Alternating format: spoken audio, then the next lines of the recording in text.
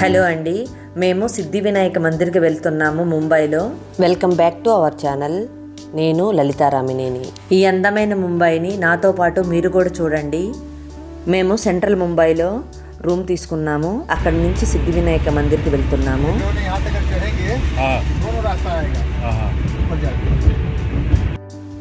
సిద్ధి వినాయక మందిరు ముంబైలో చాలా ఫేమస్ మందిర్ అండి. కనపడుతుంది కదా, అదేనండి సిద్ధి వినాయక మందిర్. ఈ మందిర్కి సెలబ్రిటీస్ మందిర్ అని పేరు కూడా ఉన్నది. అమితాబ్ బచ్చన్ గారు, ముఖేష్ అంబానీ, ఇలా సెలబ్రిటీస్ వస్తారు. ఈ టెంపుల్లో ఈ వినాయకుడిని ఏది కోరుకుంటే అది జరుగుతుంది అని అందరికీ నమ్మకము. అందుకనే ఈ సిద్ధి వినాయకుడిని దర్శించుకోవడం కోసము ఎక్కువగా వస్తారు. ఈ మందిర్ లోపలికి రావడానికి 2 ఎంట్రన్స్లు ఉన్నాయి. ఈ మందిరికి మంగళవారము, శని, ఆదివారాలలో ఎక్కువ జనాలు వస్తారు.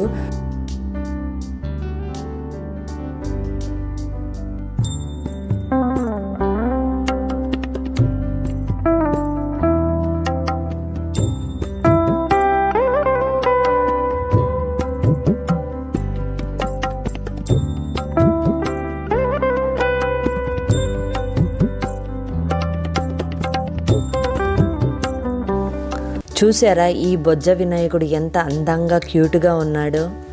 ఈ దైవ దర్శనం అయిన తర్వాత ఎంత ప్రశాంతంగా ఉందో. దర్శనం చేసుకుని బయటకు వచ్చాము. ఎదురుగా ప్రసాదం కౌంటర్లో ప్రసాదం తీసుకున్నాము. మేము వచ్చిన రోజు ఎక్కువ మంది జనాలు లేరు, అందుకనే త్వరగా దర్శనం అయింది. లేకపోతే కనీసం 2 గంటలైనా పడుతుందంట. మీరు ముంబై వచ్చి ఈ వరసిద్ధి వినాయకుని దర్శనం చేసుకోకపోతే చాలా మిస్ చేసినట్టే. వీలుంటే తప్పకుండా దర్శనం చేసుకోండి. ఈ ఫ్లైఓవర్ చూడండి ఎంత అందంగా ఉందో.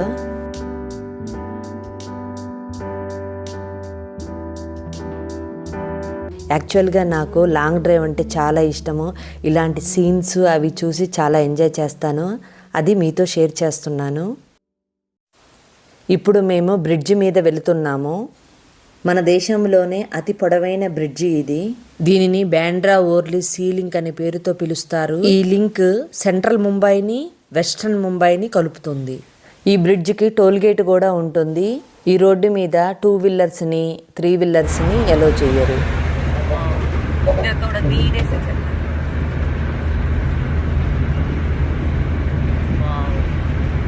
रोक नहीं सकते यहाँ। धीरे से 1500 फाइन है।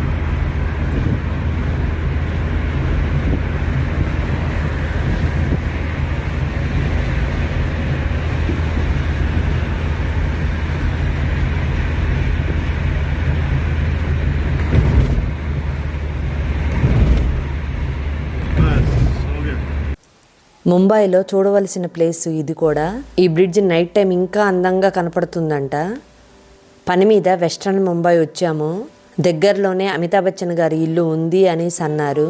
అంత మంచి ఛాన్స్ ఉంటే ఎలా వదులుకుంటాము. లేట్ నైట్ అయినా సరే మెమరీగా ఉంటుంది అని వాళ్ళ ఇంటి ముందుకు వెళ్ళి ఒక ఫోటో తీసుకొని వచ్చేసాము. నెక్స్ట్ రోజు మేము మహాలక్ష్మి మందిర్కి వెళుతున్నాము. ఈ మహాలక్ష్మి మందిర్ కూడా ముంబైలో ఫేమస్ మందిరు. ముంబైలో బయటికి వెళ్ళాలంటే ఉదయం సాయంత్రమే వెళ్ళాలి. మధ్యాహ్నం పూట చాలా ఎండగా ఉంటుందండి. ముంబై చూడాలి అని అనుకుంటే వింటర్ టైంలో ప్లాన్ చేసుకోండి. ఇది లక్ష్మీనారాయణ టెంపుల్. ఇక్కడ ట్యాక్సీ దిగేసి ఈ టెంపుల్ పక్క గల్లీలో నుంచి ముందుకు వెళ్ళాలి. మహాలక్ష్మి టెంపుల్కి కొంచెం దూరం నుంచే ఈ విధంగా షాపులు మొదలయ్యాయి. ఈ మహాలక్ష్మి టెంపుల్కి శుక్రవారము, శనివారము ఎక్కువ జనాలు వస్తారు. ఇక్కడ క్యూ లైన్లో లేడీస్కి ఒక లైను, జెంట్స్కి ఒక లైను ఉంటుంది. లోపలికి పంపించేటప్పుడు 2 లైన్లు ఒకేసారి వదలరండి. ఒక లైన్ పంపించిన తర్వాత ఇంకొక లైన్ పంపిస్తారు. లోపలికి వెళ్ళేటప్పుడు మాత్రము అందరినీ చెక్ చేసి లోపలికి పంపిస్తారు. ఈ గుడిలో మధ్యలో మహాలక్ష్మి, ఒకవైపు సరస్వతీదేవి, ఇంకొక వైపు కాళికామాత ఉన్నారు. ఆ దేవతామూర్తులని దర్శనం చేసుకొని బయటకు వచ్చేసాము. చూడండి నా వెనక వైపు ఇంకా క్యూలో ఎంతమంది ఉన్నారో. మాకు ఈ దర్శనానికి 2 గంటల టైం పట్టింది. బయటకు వచ్చిన తర్వాత లక్ష్మీనారాయణ్ మందిర్లోకి వెళుతున్నాము.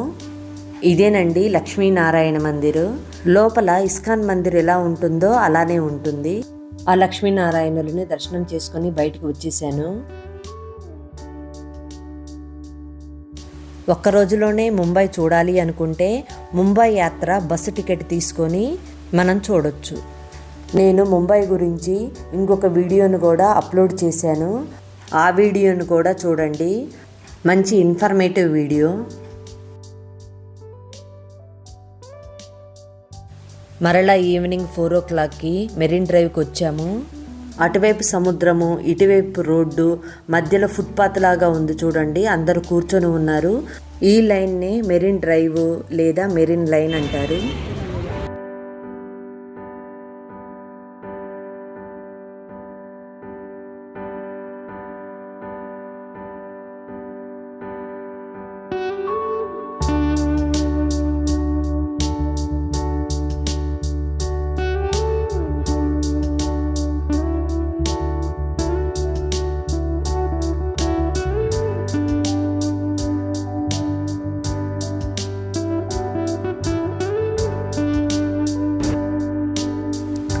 ఈ ముంబై టూరిస్ట్ ప్లేస్లలో మెరిన్ డ్రైవ్ కూడా ఒకటండి, చూడవలసిన ప్లేసు. మధ్యలో సముద్రము, అటు ఇటు పెద్ద పెద్ద బిల్డింగ్స్, మనము సముద్రం వైపు తిరిగి కూర్చోవటము, ఎక్కువ జనాలతో కలకలలాడుతూ ఉంది. ఈ మెరిన్ డ్రైవ్ దగ్గర చాలా సినిమా షూటింగ్లు కూడా జరుగుతాయి. ఇక్కడ కూర్చొని చూస్తే ముంబై చాలా అందంగా కనపడుతుంది. నేను మాత్రము ఈ ముంబై ట్రిప్ని చాలా ఎంజాయ్ చేశాను. చూడండి ఎంతమంది వచ్చారో, వీళ్ళంతా సన్సెట్ టయానికి వచ్చారు. ఇక్కడ పిల్లలు రీల్స్ చేస్తున్నారు చూడండి. ఇక్కడ సండే చాలా రష్గా ఉంటుంది. ఇక్కడ వర్షాకాలంలో అలలు ఎక్కువగా వస్తాయి కదా, వచ్చినప్పుడు పైకి రాకుండా ఉండటం కోసమని ఈ విధంగా రాళ్ళు వేశారంట. ఇవి సైంటిఫిక్గా ఆలోచించి వేశారు. ఇలా ముందుకు నడుచుకుంటూ వచ్చాము. సన్సెట్ టయానికి ఇక్కడికి వచ్చాము. చాలామంది ఈ సన్సెట్ని చూడటం కోసమే ఇక్కడికి వస్తారు. అన్నీ మర్చిపోయి కొద్దిసేపు సన్సెట్ని చూసుకుంటూ హ్యాపీగా ఉంటారు. మేము ఇలా నడుచుకుంటూ చౌపాటి బీచ్కి వెళ్తున్నాము. మెరిన్ డ్రైవ్, చౌపాటి బీచ్ పక్క పక్కనే ఉంటాయి. ఫైనల్లీ మేము చౌపాటి బీచ్కి రీచ్ అయ్యాము. ఇక్కడికి కూడా సాయంత్రం అయ్యేటప్పటికి చాలామంది జనాలు వస్తారు. ఈ బీచ్లోనే వినాయక చవితికి వినాయకుడిని నిమజ్జనం చేస్తారు. చౌపాటి అంటే 4 మరాఠీ నదులు కలిసిన ప్లేస్ అంట, అందుకనే దీనిని చౌపాటి అని అంటారు.